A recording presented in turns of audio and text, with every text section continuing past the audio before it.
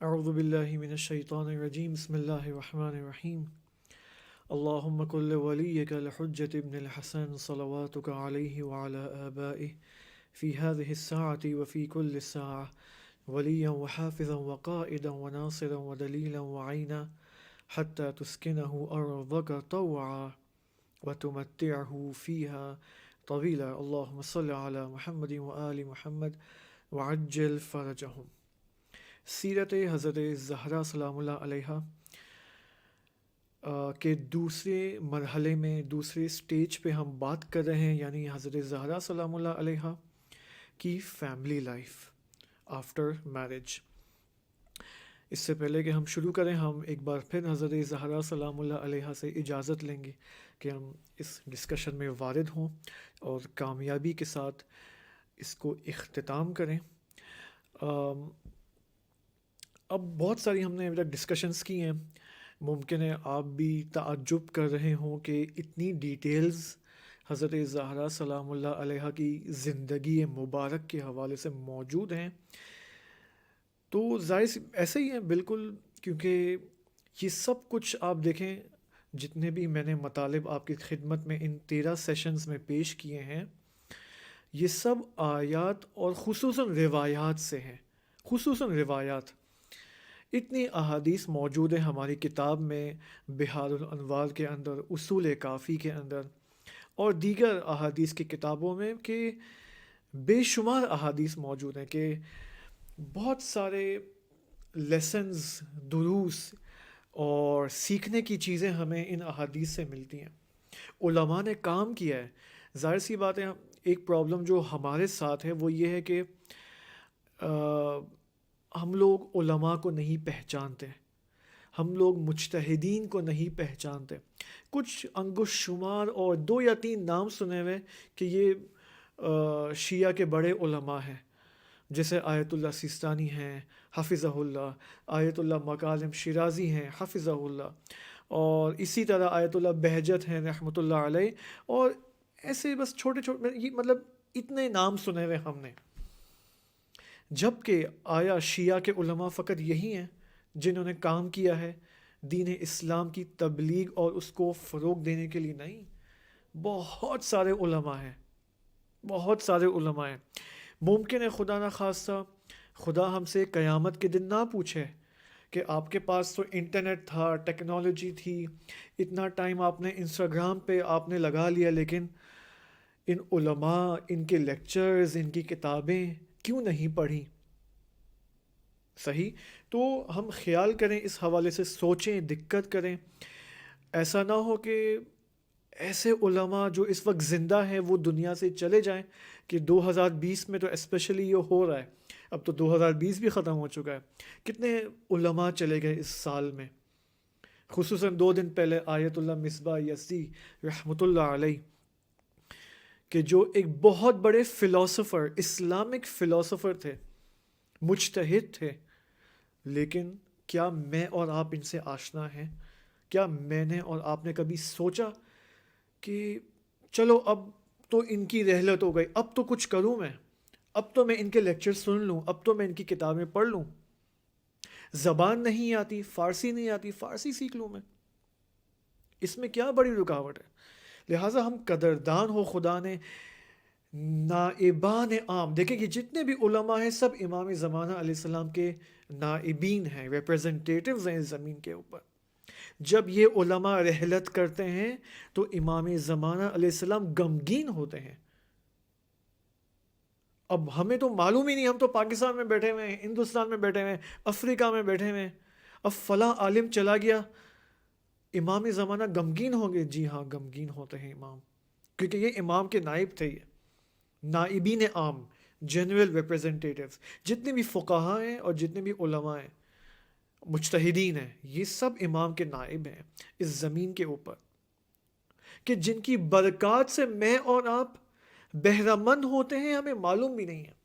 یہی علماء، ممکن ہے ایک عالم عراق میں بیٹھا ہو اس وقت اور ان کی دعائیں مجھے اور آپ کو پاکستان میں لگ رہی ہوں، وہ ہمارے لیے دعا کر رہے ہوں اور ہمیں معلوم بھی نہ ہو۔ خیر، مطالب بہت سارے، اس سے پہلے میں زیادہ سائٹ پہ چلے جاؤں، ہم اصل ٹاپک پہ آتے ہیں. تو بس کہنا یہ تھا کہ حضرت زہرا سلام اللہ علیہ کے حوالے سے بہت ساری کتابیں لکھی گئی ہیں، مجتہدین نے، علماء نے کام کیا ہے، کتابیں لکھی ہیں. میں اور آپ آئیں اپنے علماء سے تقاضا کریں کہ ان کتابوں کو ترجمہ کریں. ٹھیک ہے. اب آپ دیکھیں، یہ خود ایک کتاب دیکھیں، یہ میں نے پچھلے ہفتے خریدی ہے حضرت زینب سلام اللہ علیہ کے حوالے سے. ایک بہت ہی چھوٹی کتاب ہے، اراؤنڈ 250 پیج کی ہے. ٹھیک ہے. اور حضرت زینب سلام اللہ علیہ کی زندگی کے حوالے سے اوتھینٹک کتاب ہے یہ. میں اور آپ کتنا جانتے ہیں حضرت زینب سلام اللہ علیہ کے بارے میں. لہٰذا حضرت زہرا سلام اللہ علیہ کی سیرت کے حوالے سے ہم ڈسکشن کر رہے تھے، اور ہم پہنچے تھے اس بات کے اوپر کہ شادی ہو چکی ہے اور اب امام علی علیہ السلام اور حضرت زہرا سلام اللہ علیہ اب اپنے گھر میں ہیں. اس خانوادے کو، اس فیملی کو ہم کیا کہیں گے؟ ایک اہل بیتی فیملی. ٹھیک ہے. اگر آپ کو یاد ہو، میں نے ایک ڈسکشن 2 منٹ کے لیے ایک بات کی تھی میں نے اراؤنڈ فیو سیشنز بیک، کہ ہمارے پاس 2 قسم کے ماڈلز ہیں. ایک اہل بیتی ماڈل ہے کہ جس میں امام علی علیہ السلام ہے، حضرت زہرا سلام اللہ علیہ is a family, role model family جو خداوند نے متعال نے ہمارے لیے فراہم کیا ہے.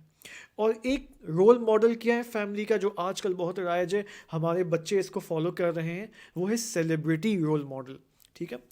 ہمیں چاہیے کہ اگر ہم جانا چاہتے ہیں جنت، بہشت، اور جنت میں بھی ہم اس عالی لیول پہ فائز ہو جائیں جس میں حضرت زہرا سلام اللہ علیہ، امام علی اور دیگر انبیاء علیہ السلام اور معصومین علیہ السلام موجود ہیں، اگر ہم چاہتے کہ ہم ان کے ہمسایہ بن جائیں، ان کے نیبر بنیں اس عالم کے اندر، تو ہمیں سب سے پہلے اس عالم دنیا میں اپنی اور اپنی فیملی لائف کو ٹھیک کرنا ہوگا. ایک صحیح رول ماڈل کو فالو کرنا ہوگا جس کے نتیجے میں ہم جنت میں ان کے ساتھ محشور ہوں. اگر آپ کسی سیلیبریٹی کو فالو کر رہے ہیں، ممکن ہے آپ کو معلوم نہ ہو، لیکن انسان ہوتا یہی ہے کہ ایسے ایسے کام کیے جاتے ہیں انسان کے ساتھ کہ انسان آٹومیٹکلی اس کو پتہ بھی نہیں چلتا ہے کہ وہ ایک نان اسلامک رول ماڈل کو فالو کر رہا ہوتا ہے. بس قیامت میں بھی پھر وہ اسی کے ساتھ محشور ہوگا، خدا نخواستہ. ہم نے یہ ادعا کیا، ہم نے یہ فیصلہ کیا ہے کہ ہم آئیں اور امام علی اور بی بی زہرا سلام اللہ علیہ کی فیملی کو اپنا رول ماڈل بنائیں. نبی اکرم صلی اللہ علیہ وآلہ وسلم کی حدیث بھی آپ کے سامنے پیش کی، جو حدیث شروع ہوتی یہاں سے کہ اجعلوا اہل بیتی، کہ میرے اہل البیت کو اپنی زندگی کا سر بناؤ. ٹھیک ہے. یہ جو حدیث آپ کے سامنے پیش کی تھی. اب قرآن کریم کے اندر آپ دیکھیں ایک نمونہ خانوادہ، اس کے لیے 2 آیتیں ہمیں ملتی ہیں. ایک سورہ روم آیت نمبر 21، بسم اللہ الرحمن الرحیم. وَمِنْ آيَاتِهِ أَنْ خَلَقَ لَكُم مِّنْ أَنفُسِكُمْ أَزْوَاجًا لِتَسْكُنُوا إِلَيْهَا وَجَعَلَ بَيْنَكُم مَّوَدَّةً وَرَحْمَةً إِنَّ فِي ذَلِكَ لَآيَاتٍ لِقَوْمٍ يَتَفَكَّرُونَ. کہ ایک نمونہ خانوادہ کے اندر 2 اہم فیکٹرز ہوتے ہیں، ایلیمنٹس ہوتے ہیں. ایک یہ کہ سکون اور آرامش، اور 2 مودت اور رحمت. اور دوسری آیت سورہ نساء آیت نمبر 19 میں وَعَاشِرُوهُنَّ بِالْمَعْرُوفِ، کہ انشاءاللہ we will discuss about this in the later sessions. اب آپ دیکھیں ایک کپل جب شادی کرتا ہے تو سب سے پہلا ایشو سے مراد پازیٹیو ایشو، ناٹ ہمیشہ نیگیٹو ایشو کی بات نہیں کر رہا ہوں میں. سب سے پہلا مسئلہ، ایشو جو اس کو فیس کرنا پڑتا ہے شادی کے بعد، وہ کیا ہے؟ وہ ہے گھر. ظاہر سی بات ہے وہ گھر میں رہیں گے. ٹھیک ہے. تو یہ ایک سب سے پہلا ایشو ان کو فیس کرنا پڑتا ہے، جس کو ہم کہہ سکتے ہیں مسکن. مسکن یعنی جہاں پر انسان سکونت اختیار کرتا ہے، یعنی جہاں پر وہ زندگی گزارتا ہے، اس کو مسکن کہتے ہیں، زندگی گزارنے کی جگہ. اب شادی کے بعد زوج اور زوجہ کو زندگی گزارنی ہے ایک گھر کے اندر. اس سے پہلے کہ ہم حضرت زہرا سلام اللہ علیہ کے گھر کے حوالے سے بات کریں، اس کو ہم دیکھ لیتے ہیں کہ یہ ایک خصوصاً زوجہ کے لیے، خصوصاً وائف کے لیے، اس وائف ہمیشہ یہ سوچتی ہے کہ شادی کے بعد میرے پاس ایک انڈیپینڈنٹ گھر ہونا چاہیے. صحیح ہے. اور جس میں فقط میں ہوں، میرا شوہر ہو اور میرے آنے والے بچے اس میں رہیں. ایک مستقل گھر ہو ہمارا، اور رینٹ کا گھر نہ ہو، اپنی پراپرٹی ہو. یہ ہمیشہ ایک وائف کے ذہن میں نارملی ہوتا ہے. لیکن جب ہم سیرت حضرت زہرا سلام اللہ علیہا میں جب دیکھتے ہیں تو ہمیں کچھ اور نظر آتا ہے.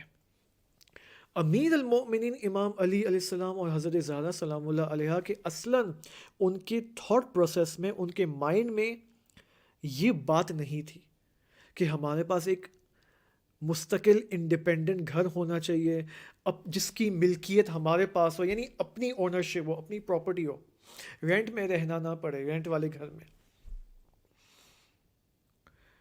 اب اگر ہم ہسٹری میں جا کے دیکھیں تو ہسٹری میں ہم دیکھتے ہیں کہ شادی کے فوراً بعد حضرت زہرا اور امام علی علیہ السلام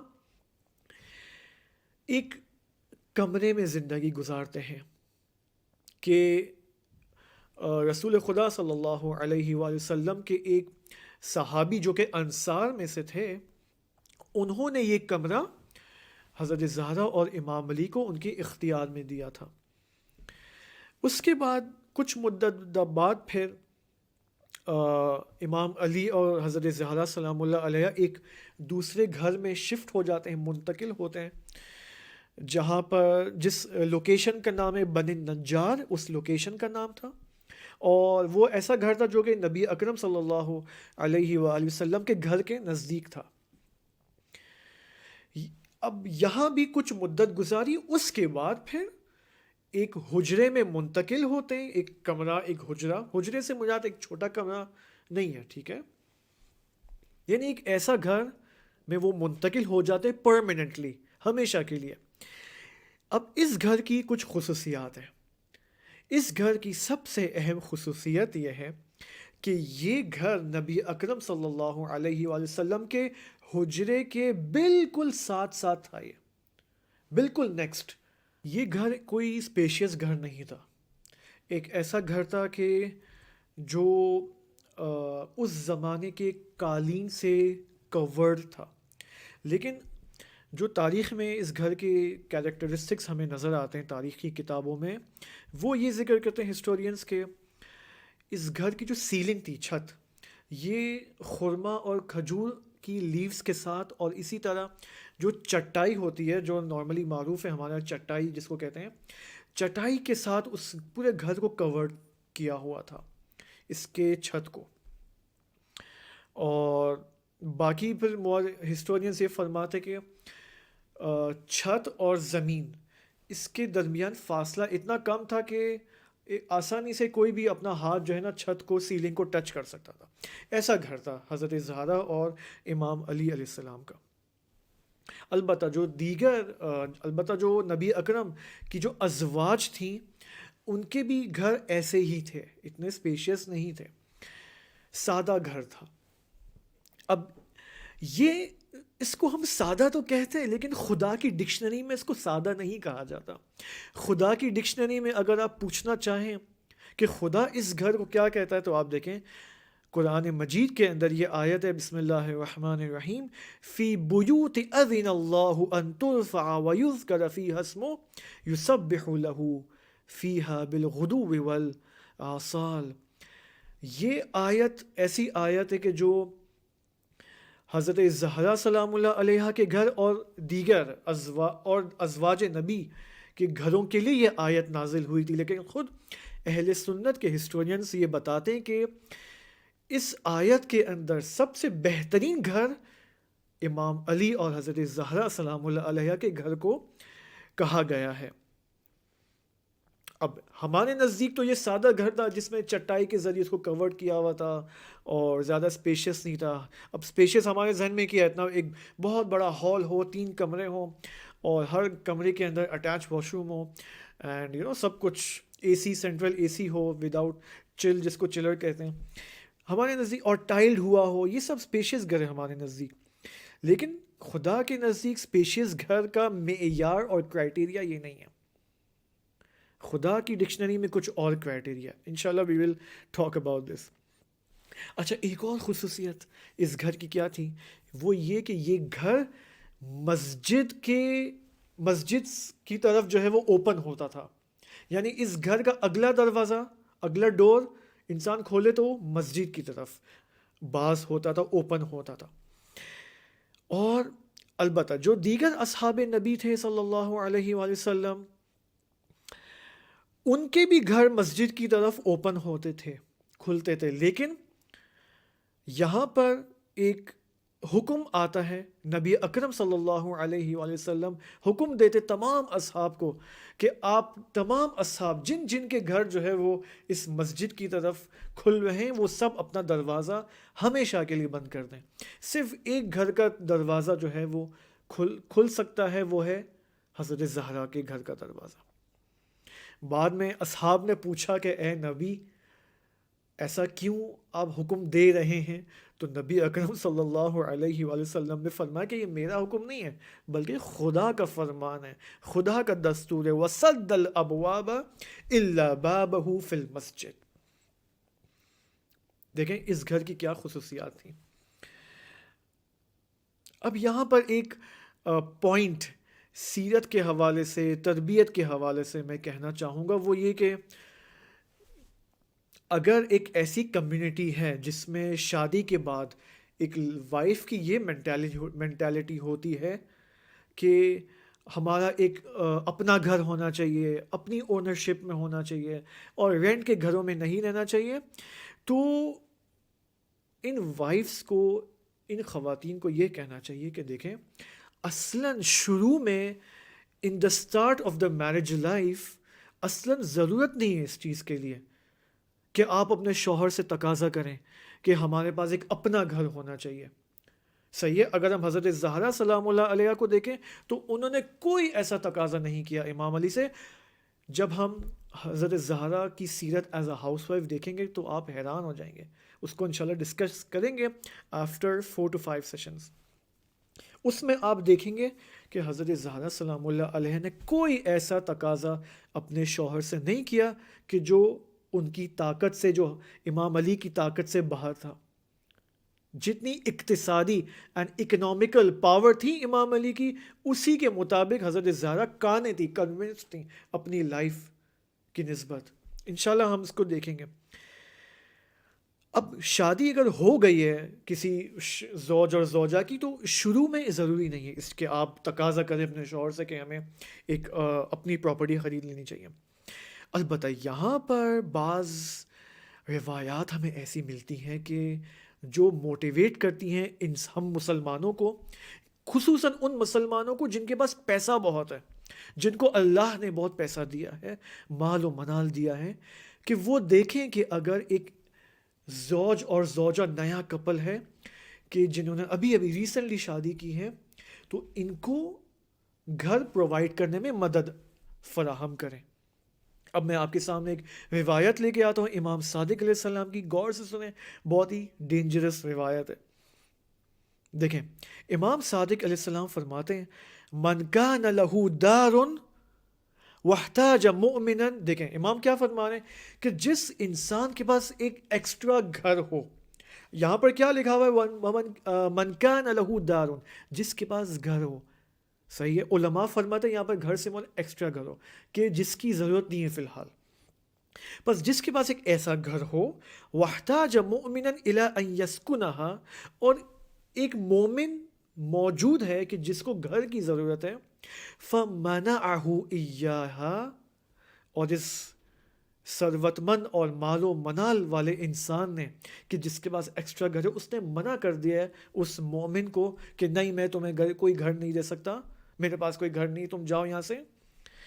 قال اللہ عز وجل، خدا عز وجل یہ فرماتا ہے ملائکتی، اے میرے ملائکہ، عبدی، میرا ایک ایسا بندہ ہے، بخل علی عبدی، جو میرے دوسرے بندے کی نسبت بخل کر رہا ہے، کنجوسی دکھا رہا ہے، بسکنہ یہ دنیا، اور اس کو دنیا کے اندر گھر پرووائڈ نہیں کر رہا. وعزتی، میں اپنی عزت کی قسم کھاتا ہوں، لا یسکن جنانی ابدا، میں اپنی خدا، بہت خطرناک ہے یہ. خدا، علماء فرماتے جب خدا اپنی عزت کی قسم کھائے تو یہ خطرناک بات ہے. خدا کہہ رہا ہے کہ میں اپنی عزت کی قسم کھاتا ہوں کہ میں اس عبد کو اپنے جنت میں جگہ نہیں دوں گا. بس جس کے پاس پیسہ ہے اللہ نے اس کو ایک نہیں بلکہ 2 یا 3 گھر دیے ہیں، اور وہ 2 ایکسٹرا گھر یا ایک ایکسٹرا گھر اس کی ضرورت میں نہیں ہے، تو وہ آئے ایک زوج اور زوجہ کو جس کو واقعی ضرورت ہے اس کو پرووائڈ کرے رہنے کی. اس کے بے شک اس سے رینٹ لے لے، اس سے کرایہ لے، کوئی مشکل نہیں ہے، لیکن اس کو پرووائڈ کرے بالآخر. البتہ یہاں پر آپ دیکھیں خصوصاً میں، اگر کوئی پیسے والے انسان میری بات سن رہے ہیں تو واقعاً آج لوگوں کی اقتصادی حالت خراب ہے. خصوصاً ان 8 مہینوں کے اندر کتنے لوگوں کی جاب چلی گئی ہے، پیسہ ختم ہو گیا ہے، فقیر ہو گئے. جو بڑے بڑے CEO تھے، بینک مینیجر تھے، وہ بالآخر روڈ پہ آ گئے. یہ حالت ہو گئی ہے. اب ویسٹ میں چلے جائیں کتنی پاورٹی ہے، پاکستان میں جائیں کتنی پاورٹی ہے، لوگ قرضوں میں زندگی گزار رہے ہیں اپنی. لہٰذا یہاں پر جن کو اللہ نے پیسہ دیا ہے کنجوسی نہ کریں، اللہ پہ توکل کر کے کسی خاندان کی مدد کی جائے تاکہ خدا آپ کو جنت میں جگہ دیں. اگر آپ کے پاس ایسا گھر ہے جو ضرورت نہیں ہے آپ کو، for example you don't need that house for 6 months، 6 مہینے تک میرے پاس ایک ایسا گھر ہے جو مجھے ضرورت نہیں ہے اس کی، تو میں دے دوں ایک عبد کو، ایک بندہ خدا کو، ایک زوج اور زوجہ کو دے دوں، اور کرایہ بھی اس قدر ہائی نہ کروں کہ وہ اس کی پاور میں نہ ہو. یہ بہت اہم ڈسکشن ہے کہ کبھی اس کو ڈیٹیل میں کرنے کی ضرورت ہے.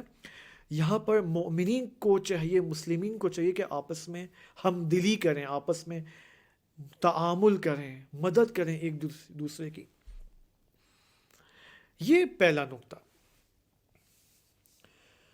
اچھا، اب یہاں پر ایک سوال، ایک کوشچن ممکن ہے کوئی پوچھے، امام علی علیہ السلام امیر المؤمنین، کیا وہ اسپیشیس گھر اپنے لیے نہیں بنا سکتے تھے؟ بنا سکتے تھے. وہ امیر المؤمنین جو اتنے سارے کنویں جنہوں نے کھودے ہیں، اور کتنا ان کا، اب آپ دیکھیں ان کی خلافت میں خود انہوں نے کتنے کنویں کھودے ہیں، کتنا انہوں نے کام کیا ہے. بالآخر تو امیر المؤمنین کی ان کے پاس اتنی قدرت ہے، پاور ہے، طاقت ہے کہ وہ اپنا گھر بنا سکتے تھے، پھر کیوں نہیں بنایا؟ یہاں پر جواب یہ ہے کہ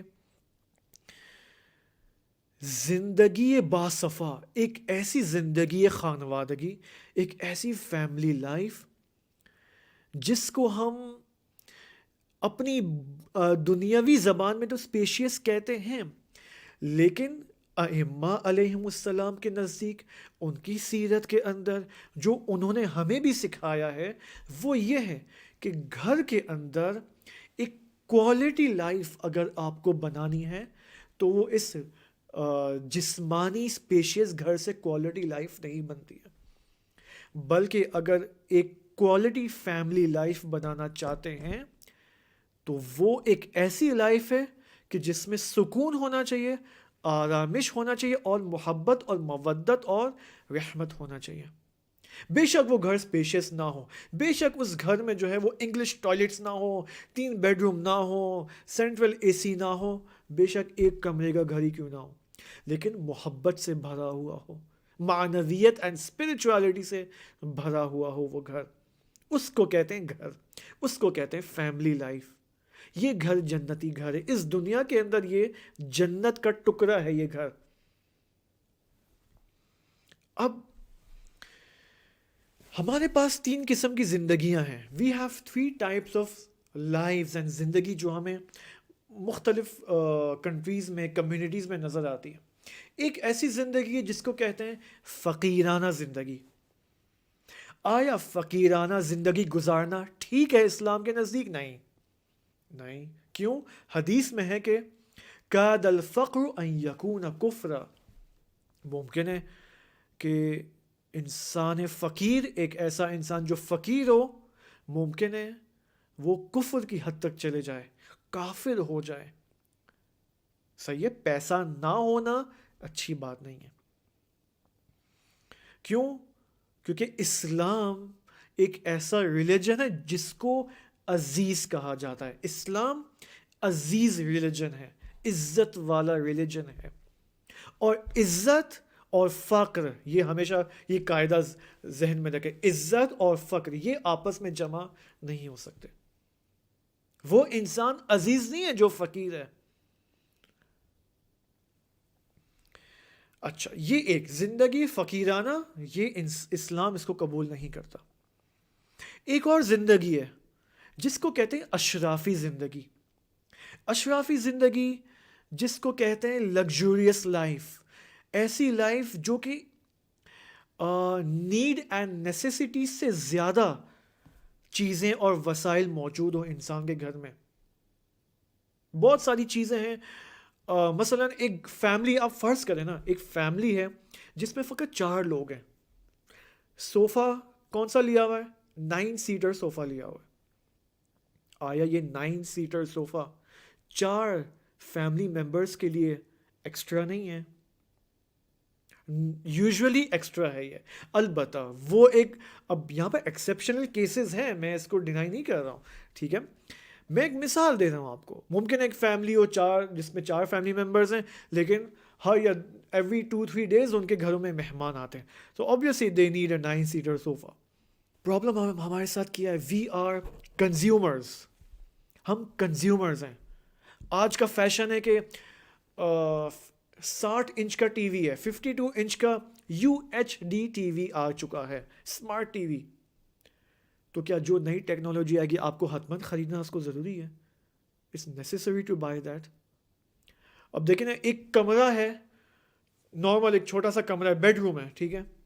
آیا اس بیڈ روم کے لیے 55 انچ کا ٹی وی ضروری ہے، یا 25 یا 30 انچ کا، یا 32 انچ کا ٹی وی؟ لیکن آپ دیکھیں بہت سارے گھروں میں کمرہ چھوٹا سا ہے اور 55 انچ کا ٹی وی خریدا ہوا ہے. ٹھیک ہے، یہ ایکسٹرا نہیں ہے، یہ اسراف نہیں ہے. خدا نہیں پوچھے گا اس کے بارے میں؟ ممکن ہے پوچھے. اس کو کہتے ہیں لگژوریس لائف. ایک ایسا گھر جس میں 2-3 فیملی یا 4 فیملی ممبرز رہتے ہیں، اس گھر کے اندر فار ایگزامپل 5 ٹی وی موجود ہیں، ہر کمرے کا الگ ٹی وی ہے. کس نے کہا یہ کام کرنے کو؟ آیا خدا نے یہ کہا ہے؟ آیا امیر المؤمنین اور حضرت زہرا سلام اللہ علیہ اس ایکسٹرا لائف کو پسند کرتے ہیں؟ امیر المومنین ایک دن علا ابن زیاد حارثی کے گھر گئے. علا ابن زیاد حارثی کا گھر بہت بڑا تھا، بہت بڑا تھا. امیر المومنین ان کے گھر جاتے ہیں اور اللہ کو کہتے ہیں، اے علا، کیا کرنا ہے تمہیں؟ اس اتنے بڑے گھر کا تم کیا کرو گے؟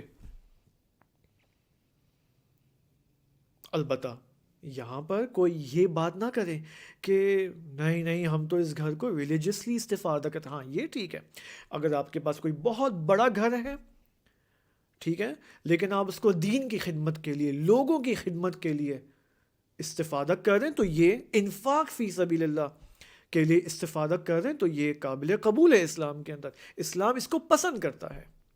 اسلام پیسہ، مال، ثروت اس صورت میں پسند کرتا ہے جب یہ فی سبیل اللہ انفاق کیا جائے، ورنہ فقط سیونگ کے لیے ہو اور ایکسٹرا چیزیں بس خریدنے کے لیے ہوں، یہ اسلام قبول نہیں کرتا. بس 2 قسم کی 2 زندگیاں کون سی ہوں گی؟ ایک فقیرانہ زندگی، اسلام اس کو قبول نہیں کرتا. ایک لگژوریس زندگی، اسلام اس کو قبول نہیں کرتا. تیسری زندگی ہے جس کو ہم کہتے ہیں ایسی زندگی جس میں کفاف و عفاف ہو. عفاف یعنی پاک دامنی ہو، پاکیزگی ہو. کفاف کا کیا مطلب ہے؟ ایسی زندگی ہو جو آبرو مندانہ ہو. یعنی کون سی زندگی آبرو مندانہ ہوتی ہے، رسپیکٹفل لائف ہوتی ہے؟ وہ زندگی جس میں اس زندگی میں رہنے والے انسان، خصوصاً جو باپ ہے، جو شوہر ہیں، وہ اپنے تحت تکفل، وہ اپنے تحت کفالت افراد کی روزی روٹی کو پرووائڈ کر سکتا ہے، خود اس کو پرووائڈ کر سکتا ہے، محنت کے ذریعے، جاب کے ذریعے. اس کو کہتے ہیں زندگی جس میں کفاف بھی ہے، اور کفاف یعنی کفایت، انف، اور عفاف بھی ہے. پاکیزگی، معنویت اور کفایت اور کفاف. اس کو کہتے ہیں اسلامی زندگی. اسلام اس کو پسند کرتا ہے. اسلام اس کو پسند کرتا ہے. اب اگر یہ شوہر ممکن ہے جو کہ آبرو مندانہ زندگی کر رہا ہے، جاب کر رہا ہے اور ہر مہینے 80,000 90,000 روپے کما رہا ہے، کل کو ممکن ہے یہ 5 لاکھ روپے کمائے ہر مہینے، انشاءاللہ کہ ایسا ہو، ممکن ہے یہ شوہر ہر مہینے 5 لاکھ روپے کمائے. اب خدا یہاں پر دیکھتا ہے، خدا یہاں پر چیک کرتا ہے اس انسان کو کہ آیا جب یہ انسان 80,000 روپے کما رہا تھا تو اس کی زندگی ایک نارمل لائف تھی، یہ ایکسٹرا چیزیں نہیں خریدتا تھا جو اس کی ضرورت کی نہیں تھی، لیکن اب یہ 5 لاکھ روپے کما رہا ہے، پھر بھی اس کی زندگی میں کوئی بدلاؤ نہیں آیا ہے، یہ ویسے ہی سادہ زندگی گزارا ہے 5 لاکھ کمانے کے باوجود. اسلام اس کو پسند کرتا ہے، اسلام اس چیز کو پسند کرتا ہے کہ 5 لاکھ کی زندگی ہو، 5 لاکھ کی سیلری ہو ہر مہینے، اس میں سے انفاق فی سبیل اللہ ہو، سادگی ختم نہ ہوئی ہو، اسلام اس کو پسند کرتا ہے. یہ ہے زندگی ہمراہ کفاف و عفاف. لہٰذا ہم آئیں حضرت زہرا سلام اللہ علیہا اور امام علی علیہ السلام کی زندگی کو سمجھنے کی کوشش کریں، اس اہل بیتی فیملی سسٹم کو سمجھنے کی کوشش کریں اور اپنی لائف میں اپنانے کی کوشش کریں.